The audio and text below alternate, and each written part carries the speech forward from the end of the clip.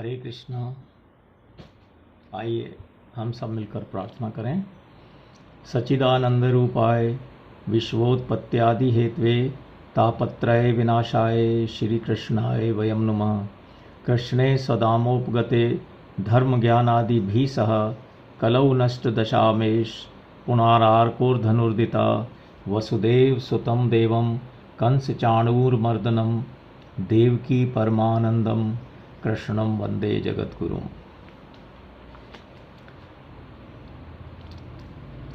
आज के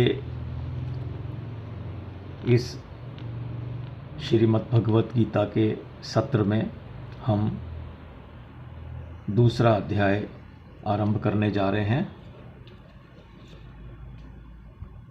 थोड़ा सा मैं पहले अध्याय का बैकग्राउंड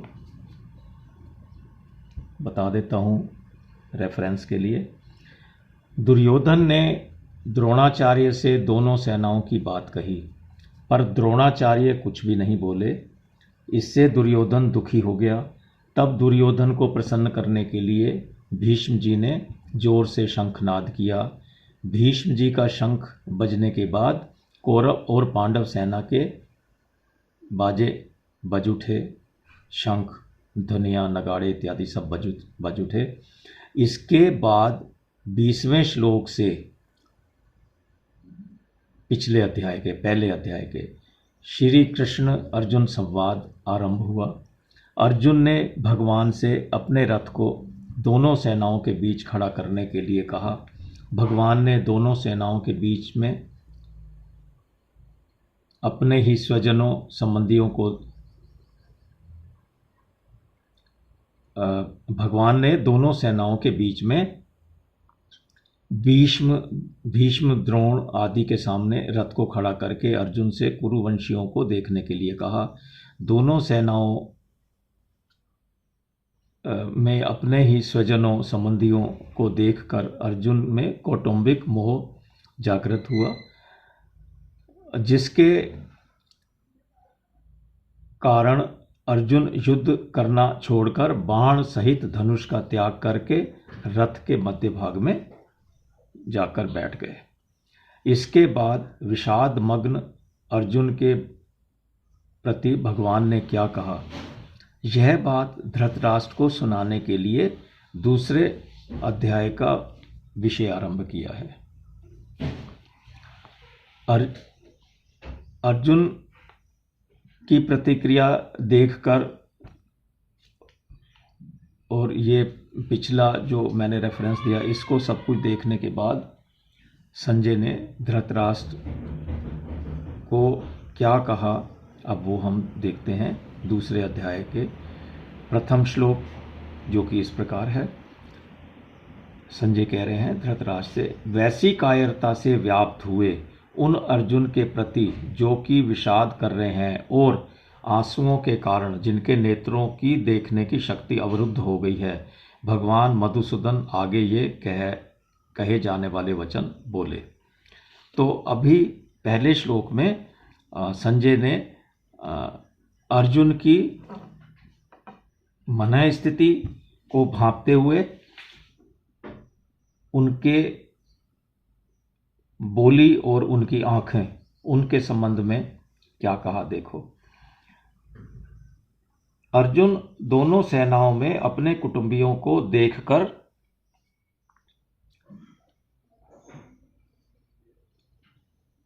उनके मरने की आशंका से मोहग्रस्त होकर इतने शोकाकुल हो गए कि उनका शरीर शिथिल हो रहा था, मुंह सूख रहा था, शरीर में कंपायमान हो रहा था, रोंगटे खड़े हो रहे थे और हाथ से धनुष गिर रहा था।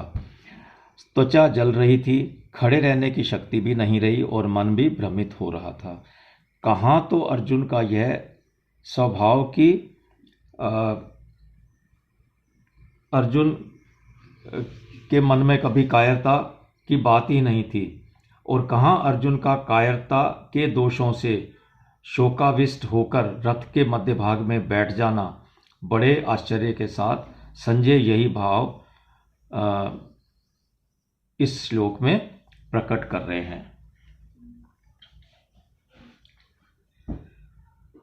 पहले अध्याय के 28वें श्लोक में संजय ने अर्जुन के लिए कायरता शब्द का प्रयोग किया था।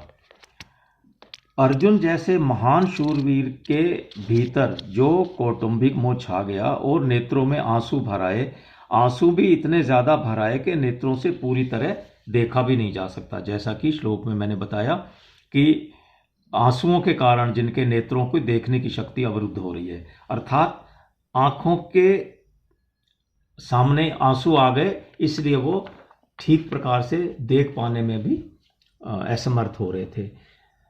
इस प्रकार कायरता के कारण विषाद करते हुए अर्जुन ने भगवान मधुसूदन ने ये जो अब दूसरे और तीसरे श्लोक में कहेंगे वो वचन कहे। ये अभी बता रहे हैं कि अब जो वो कहने वाले हैं उस विषय में संजय धृतराष्ट्र से कह रहे हैं। भगवान का यह वचन, यह वाणी बड़ी ही विलक्षण है। अर्जुन में धर्म का बाना पहनकर जो कर्तव्य त्याग रूप बुराई आ गई थी, उस पर यह भगवत वाणी अर्थात भगवत गीता सीधा आघात पहुंचाने वाली है, सीधी चोट करने वाली है। अर्जुन का युद्ध से उपराम होने का जो निर्णय था उसमें खलबली मचा देने वाली है। अर्जुन को अपने दोष का ज्ञान कराकर अपने कल्याण की जिज्ञासा जागृत करा देने वाली है ये गीता की वाणी। इस गंभीर अर्थ वाली भगवत वाणी अथवा गीता वाणी के प्रभाव से ही अर्जुन भगवान का शिष्यत्व ग्रहण करके उनकी शरण हो जाते हैं। दूसरे अध्याय के 7वें श्लोक में हम ये बात जानेंगे। संजय के द्वारा मधुसूदन नाम देने का तात्पर्य है कि अर्जुन को मधुसूदन कहा उन्होंने कि भगवान श्री कृष्ण संजय के द्वारा मधुसूदन नाम श्री भगवान को दिया गया, श्री कृष्ण को दिया गया, क्योंकि श्री कृष्ण मधु नामक दैत्य को मारने वाले अर्थात दुष्ट स्वभाव वालों का संहार करने वाले हैं। इसलिए वे दुष्ट स्वभाव वाले दुर्योधन आदि का भी नाश करवाए बिना नहीं मानेंगे। इस तरह का संकेत देना चाहते थे वो धृतराष्ट्र को।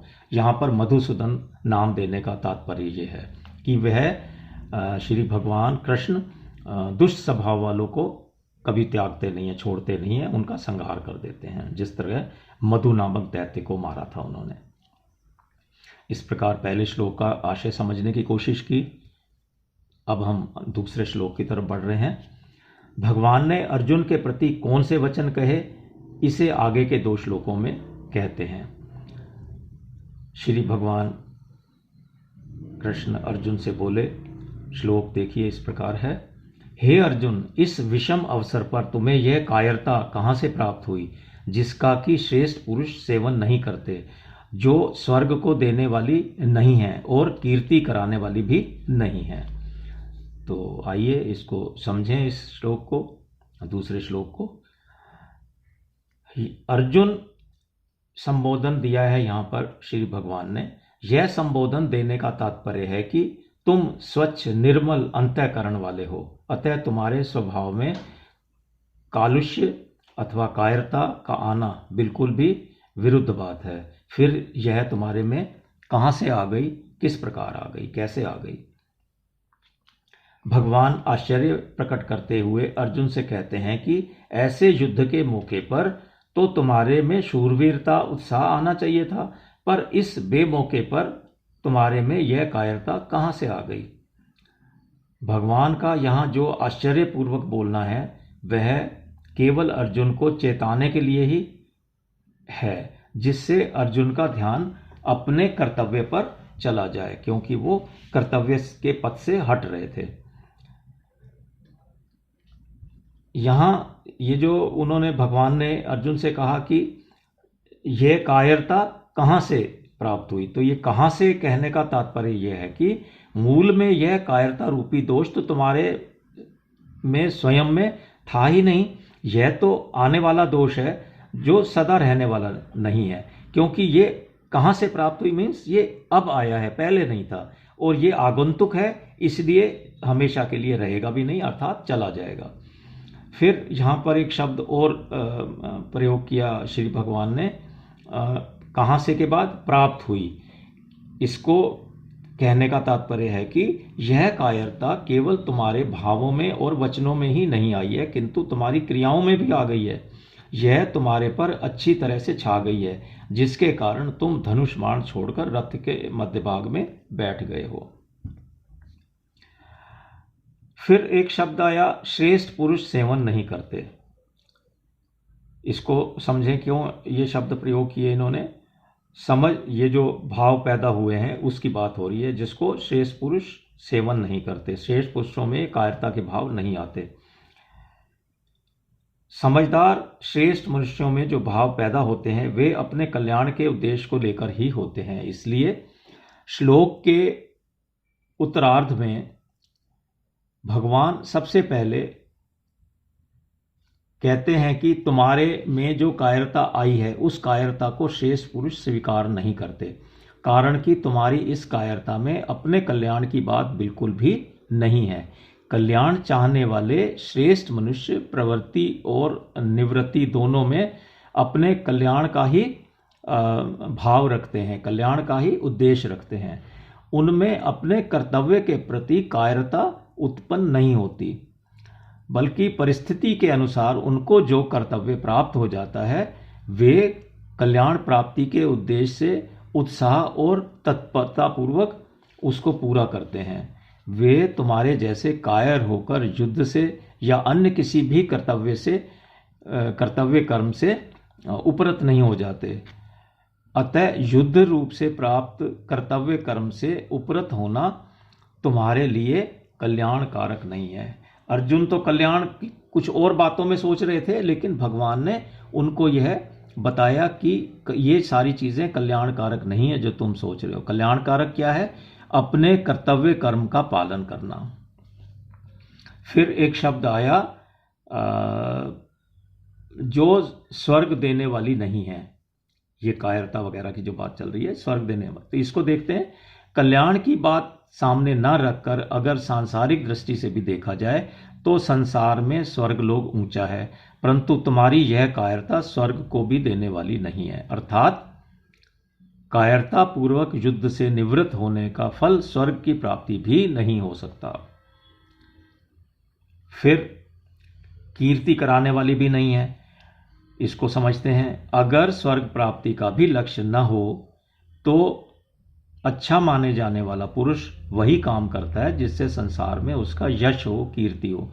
परंतु तुम्हारी यह जो कायरता है वह इस लोक में भी कीर्ति अथवा यश कराने वाली नहीं है, बल्कि अपयश ही देने वाली है, अपकीर्ति ही कराने वाली है।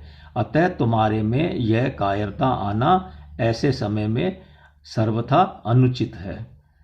भगवान ने यहाँ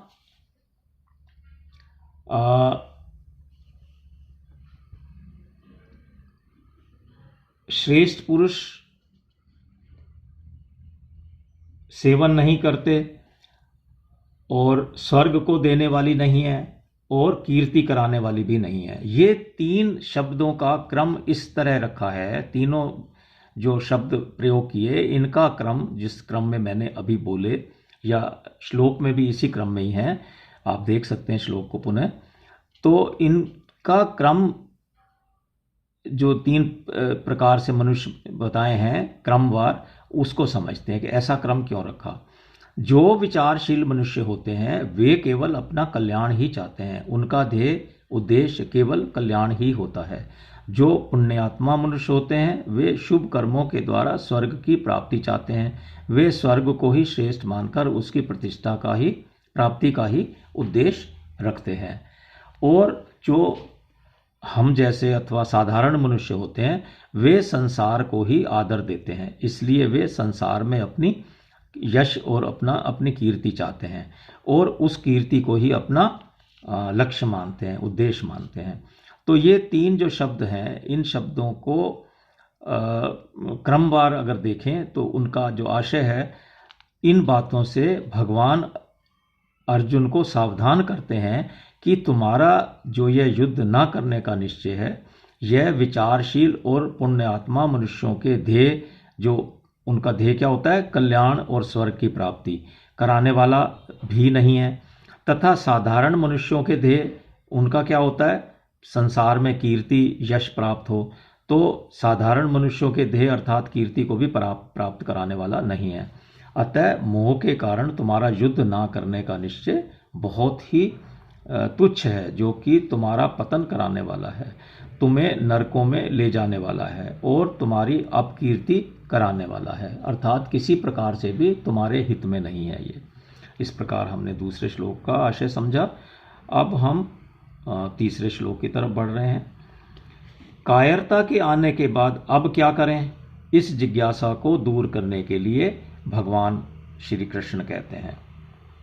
तीसरा श्लोक जो कि इस प्रकार है, हे प्रथानंदन अर्जुन, इस नपुंसकता को मत प्राप्त हो, क्योंकि तुम्हारे में यह उचित नहीं है। हे परंतप, हृदय की इस तुच्छ दुर्बलता का त्याग करके युद्ध के लिए खड़े हो जाओ। यहाँ पर हम थोड़ा सा कुछ नामों के बारे में बात करते हैं कि भगवान ने यहाँ पर अर्जुन को प्रथानंदन कहा है।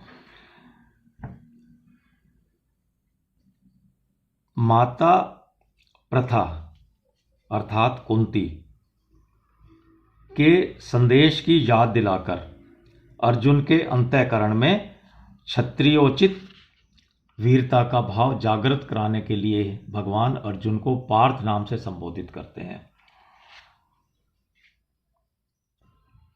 प्रथा कुंती यानी प्रथा मतलब कुंती के पुत्र होने से अर्जुन का नाम पार्थ भी पड़ा। पार्थ संबोधन भगवान की अर्जुन के साथ प्रियता और घनिष्ठता का द्योतक है। गीता में भगवान ने 38 बार इस नाम से अर्थात पार्थ नाम से अर्जुन को संबोधित किया है। इसके बाद सबसे अधिक जो नाम प्रयोग किया है, कौन्ते नाम प्रयोग किया है। इसको 24 बार भगवान ने गीता में कहा है।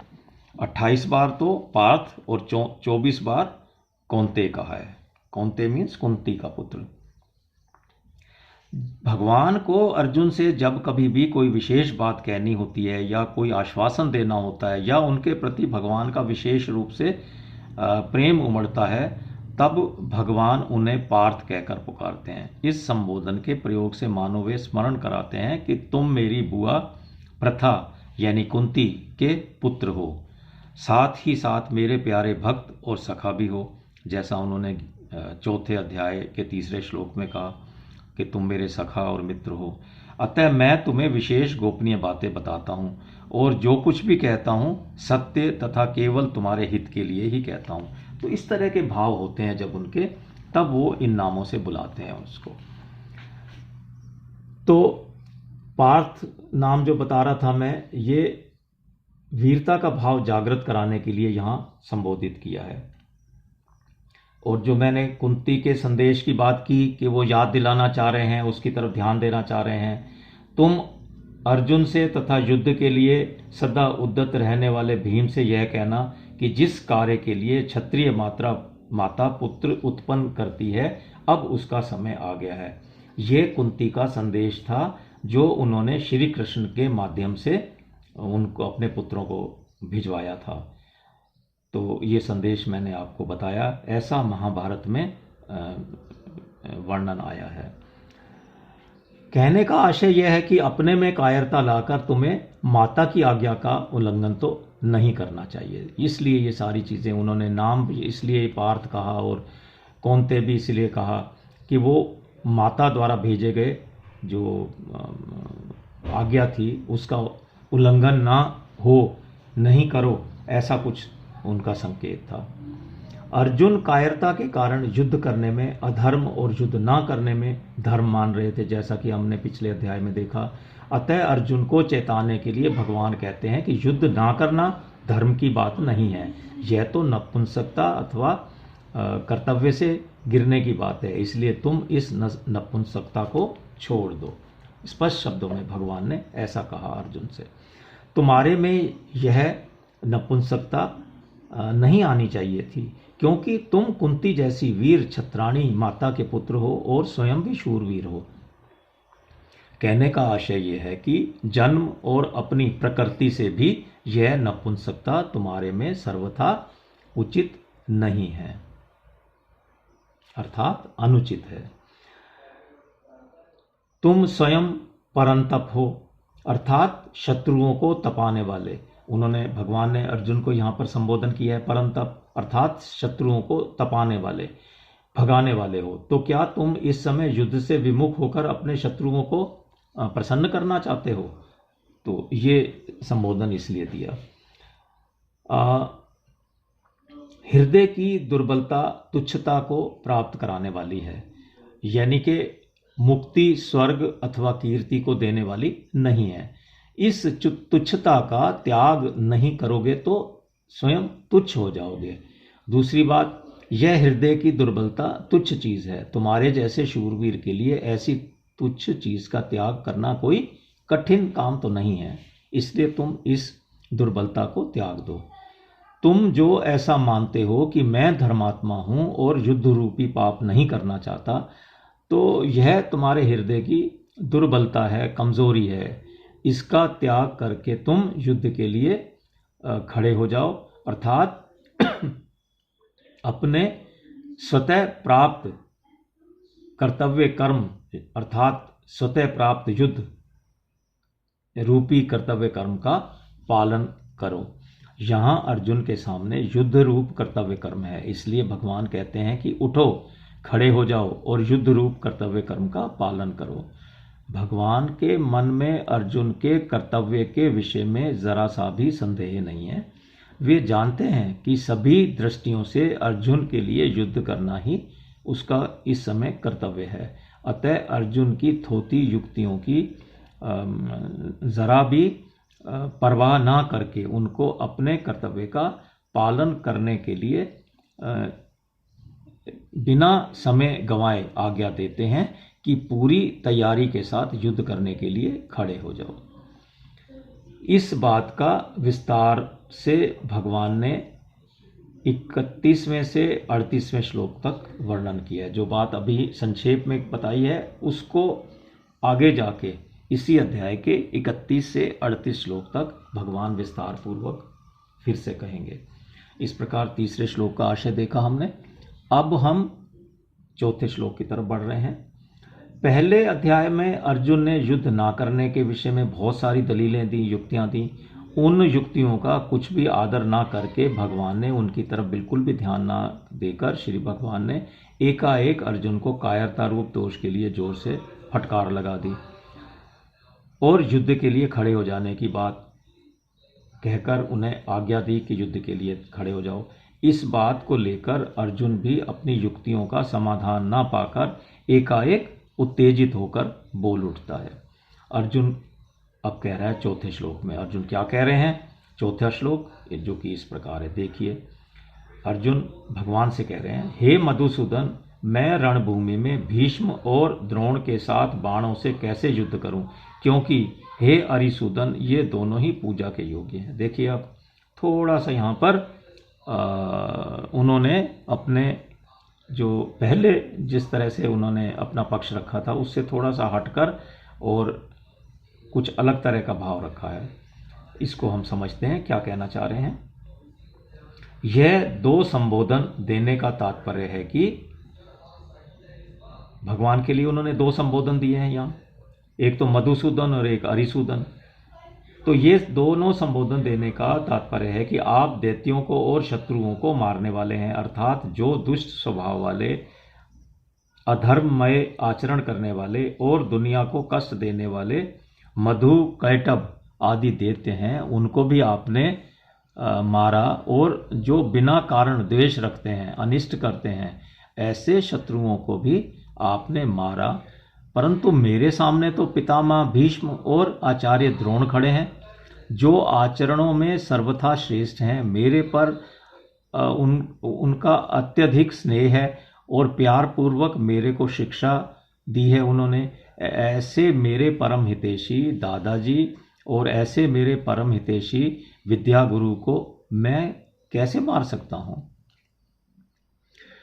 आगे कहते हैं, मैं कायरता से के कारण युद्ध से विमुख नहीं हो रहा हूं। भगवान ने कायरता की बात की ना, तो कह रहे हैं मैं कायरता के कारण युद्ध से विमुख नहीं हो रहा हूं। बल्कि धर्म को देखकर युद्ध से विमुख हो रहा हूँ।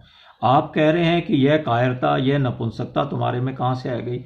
आप जरा सोचें कि मैं पितामह भीष्म और आचार्य द्रोण के साथ बाणों से युद्ध कैसे करूं? यह मेरी कायरता नहीं है। कायरता तो तब मानी जाएगी जब मैं मरने से डरूं। मैं मरने से नहीं डर रहा हूं, बल्कि मारने से डर रहा हूं। संसार में दो ही तरह के संबंध मुख्य हैं, एक तो जन्म का संबंध और एक विद्या का संबंध। जन्म के संबंध से तो पितामह भीष्म हमारे पूजनीय हैं और वे मेरे पर बड़ा प्यार और स्नेह भी रखते हैं। विद्या के संबंध से आचार्य द्रोण हमारे पूजनीय हैं, मेरे विद्या गुरु हैं।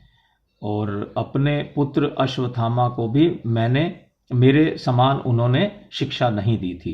उन्होंने ब्रह्मास्त्र को चलाना तो दोनों को सिखाया, पर ब्रह्मास्त्र का उपसंहार करना मेरे को ही केवल सिखाया, अपने पुत्र तक को भी नहीं सिखाया उन्होंने। तो उन्होंने मेरे को यह वरदान भी दिया कि मेरे शिष्यों में अस्त्र शस्त्र कला में तुम्हारे से बढ़कर कोई और नहीं होगा, अर्थात इससे अधिक वो शिक्षा किसी को देंगे ही नहीं, अगर देंगे तो इससे कम ही देंगे।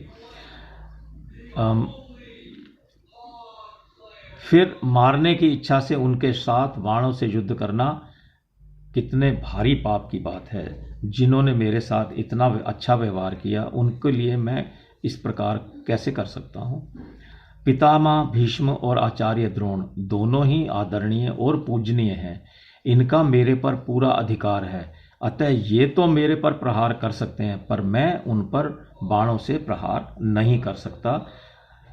उनका प्रतिद्वंदी होकर युद्ध करना तो मेरे लिए बड़े पाप की बात है, क्योंकि ये दोनों ही मेरे द्वारा सेवा करने योग्य हैं और सेवा से भी बढ़कर पूजा करने योग्य हैं। ऐसे पूज्य जनों को मैं बाण से कैसे मार सकता हूँ? इस प्रकार अर्जुन ने अपनी दलील श्री भगवान के सामने रखी। तो अब हम आगे बढ़ते हैं 5वें श्लोक की तरफ। पूर्व श्लोक में अर्थात चौथे श्लोक में अर्जुन ने उत्तेजित होकर भगवान से अपना निर्णय कह दिया कि अब भगवत वाणी का असर होने पर अर्जुन अपने और भगवान के निर्णय का संतुलन करके कहते हैं। अगले श्लोक 5वां श्लोक, जो कि इस प्रकार है। अर्जुन श्री भगवान से कह रहे हैं, महानुभाव गुरुजनों को न मारकर इस लोक में मैं भिक्षा का अन्न खाना भी श्रेष्ठ समझता हूँ, क्योंकि गुरुजनों को मारकर यहाँ तथा धन की कामना की मुख्यता वाले भोगों को ही तो भोगूंगा। मैं ये श्लोक फिर से पढ़ रहा हूँ, थोड़ा सा बीच में मिस कर गया। अर्जुन कह रहे हैं भगवान से, महानुभाव गुरुजनों को न मारकर इस लोक में मैं भिक्षा का अन्न खाना भी श्रेष्ठ समझता हूँ, क्योंकि गुरुजनों को मारकर यहाँ रक्त से सने हुए तथा धन की कामना की मुख्यता वाले भोगों को ही तो भोगूंगा। तो आइए इसका आशय समझें इस श्लोक का। अर्जुन अब क्या कहना चाहते हैं? इस श्लोक से ऐसा प्रतीत होता है कि दूसरे तीसरे श्लोक में भगवान के कहे हुए वचन अब अर्जुन के भीतर असर कर रहे हैं। इससे अर्जुन के मन में यह विचार आ रहा है कि भीष्म द्रोण आदि गुरुजनों को मारना धर्मयुक्त नहीं है। ऐसा जानते हुए भी भगवान मुझे बिना किसी संदेह के युद्ध के लिए आज्ञा दे रहे हैं, तो कहीं न कहीं मेरी समझ ही गलती है। इसलिए अर्जुन अब पूर्व श्लोक की उत्तेजना को त्याग कर पूर्व श्लोक की तरह उत्तेजित होकर नहीं बोलते, बल्कि कुछ नम्रता से अथवा कुछ ढिलाई से कह रहे हैं अब अपनी बात। अर्जुन पहले अपने पक्ष को सामने रखते हुए कहते हैं कि अगर मैं भीष्म द्रोण आदि पूज्य जनों के साथ युद्ध नहीं करूंगा तो दुर्योधन भी अकेला मेरे साथ युद्ध नहीं करेगा। इस तरह से युद्ध ना होने से मेरे को राज्य नहीं मिलेगा, जिससे मेरे को दुख पाना पड़ेगा। मेरा जीवन निर्वाह भी कठिनता से होगा। यहाँ तक कि क्षत्रिय के लिए निषिद्ध जो भिक्षावृत्ति है उसको भी जीवन निर्वाह के लिए ग्रहण करना पड़ेगा। क्षत्रिय भिक्षा नहीं मांगते, यहाँ पर ये कहना चाह रहे हैं वो। गुरुजनों को मारने की अपेक्षा मैं उस कष्टदायक भिक्षावृत्ति को भी ग्रहण करना श्रेष्ठ मानता हूँ। देखिए, जो इनके लिए निषिद्ध है, किनके लिए? क्षत्रियों के लिए भिक्षा मांगना, उसको भी वो स्वीकार कर रहे हैं, बजाय इसके कि वो गुरुजनों को या पितृजनों को मारें।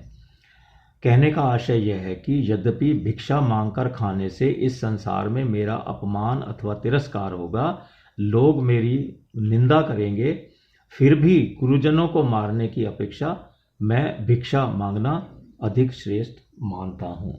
दोनों का कंपैरिजन करेंगे तो भिक्षा उनको अच्छी लग रही है, भिक्षा मांगना। मेरे लिए गुरुजनों को मारना भी निषिद्ध है और भिक्षा मांगना भी निषिद्ध है, लेकिन इन दोनों में भी गुरुजनों को मारना मुझे अधिक निषिद्ध प्रतीत होता है, इसलिए इनको मारने की बजाय मैं भिक्षा मांगना श्रेयकर मानता हूँ। अब अर्जुन भगवान के वचनों की तरफ, ये तो अब अर्जुन के मन की बात है, अब भगवान के वचनों की तरफ दृष्टि करते हुए कहते हैं कि अगर मैं आपकी आज्ञा के अनुसार युद्ध करूं तो युद्ध में गुरुजनों की हत्या के परिणाम में मैं उनको खून से सने हुए और जिसमें धन आदि की कामना ही मुख्य है, ऐसे भोगों को ही तो भोगूंगा। मेरे को भोग ही तो मिलेंगे, उन भोगों के मिलने से मुझे मुक्ति थोड़ा ही प्राप्त हो जाएगी और शांति भी प्राप्त नहीं होगी, शांति भी नहीं मिलेगी। अब यहाँ यह प्रश्न हो सकता है कि भीष्म, द्रोण आदि गुरुजन धन के द्वारा ही कौरवों से बंधे हुए थे। ऐसा अर्थ करना उचित नहीं है, क्योंकि भीष्म पितामह, आचार्य द्रोण आदि गुरुजन धन की कामना वाले नहीं थे। वे तो दुर्योधन के व्रती भोगी थे, उन्होंने दुर्योधन का अन्न खाया था। अतः युद्ध के समय दुर्योधन का साथ छोड़ना कर्तव्य न समझकर ही वे कौरवों के पक्ष में खड़े हुए हैं। वो अपने कर्तव्य से बंधे हुए थे, उन्होंने दुर्योधन का अन्न खाया था, इसलिए वो कर्तव्य से बंधे हुए हैं और कौरवों की तरफ से युद्ध के पक्ष में खड़े हैं। एक और बात, अर्जुन ने भीष्म, द्रोण आदि के लिए महानुभावन शब्द का प्रयोग किया है श्लोक में। ऐसे श्रेष्ठ भाव वालों को अर्थ की कामना वाले कैसे कहा जा सकता है? तो दोनों ही भाव यहाँ पर मैंने बता दिए कि धन की वजह से वो वहाँ पर नहीं खड़े हुए हैं, क्योंकि वो श्रेष्ठ व्यक्ति हैं और फिर उन्होंने उसका दुर्योधन का अन्न भी खाया हुआ है, तो ये कारण नहीं है, मतलब कि वो किसी धन के लालच में वहाँ पर खड़े हुए हैं, कौरवों की तरफ खड़े हुए हैं। भगवान ने दूसरे तीसरे श्लोक में अर्जुन के कल्याण की दृष्टि से ही उन्हें कायरता को छोड़ने के लिए कहा था और युद्ध में खड़े होने के लिए आज्ञा दी थी, लेकिन अर्जुन उल्टा ही समझे, अर्थात वे समझे कि भगवान राज्य का भोग करने की दृष्टि से ही युद्ध करने की आज्ञा दे रहे हैं। पहले तो अर्जुन का युद्ध ना करने का एक ही पक्ष था, जिससे वे धनुष बाण छोड़कर और शोकाविष्ट होकर रथ के मध्य भाग में बैठ गए थे, जैसा कि हमने पहले अध्याय के 47वें श्लोक में जाना था। लेकिन युद्ध करने का पक्ष तो भगवान के कहने से ही हुआ है। कहने का आशय ये है कि अर्जुन का भाव था कि हम लोग तो धर्म को जानते हैं, पर दुर्योधन आदि धर्म को नहीं जानते, इसलिए वे धन, राज्य आदि लोभ से युद्ध करने के लिए यहाँ पर उपस्थित हुए हैं।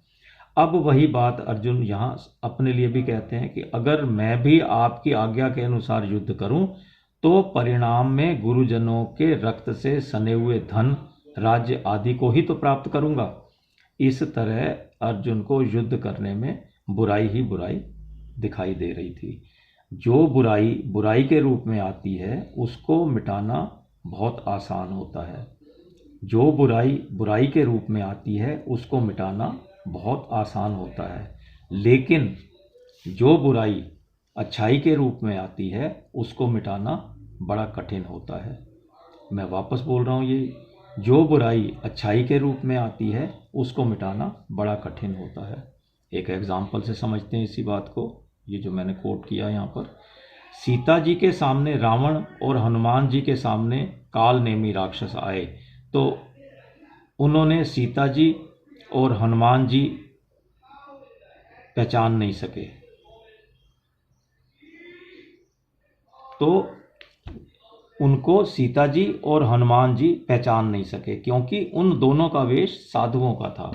अर्जुन की मान्यता में युद्ध रूप कर्तव्य कर्म करना बुराई है और युद्ध ना करना भलाई है। अर्थात अर्जुन के मन में धर्म यानी हिंसा त्याग रूप भलाई के वेश में कर्तव्य त्याग रूप बुराई आई हुई है। उनको कर्तव्य त्याग रूप बुराई के रूप में दिखाई नहीं दे रही है, क्योंकि उनके भीतर शरीरों को लेकर मोह है। अतः इस बुराई को मिटाने में भगवान को भी बड़ा जोर पड़ रहा है और समय भी लग रहा है। अर्जुन ने जिसको अच्छाई माना है वह वास्तव में बुराई है, लेकिन उसमें मान्यता अच्छाई की होने से वह बुराई रूप को देख ही नहीं पा रहे हैं। तो इस प्रकार हमने 5वें श्लोक को समझने का प्रयास किया। अब हम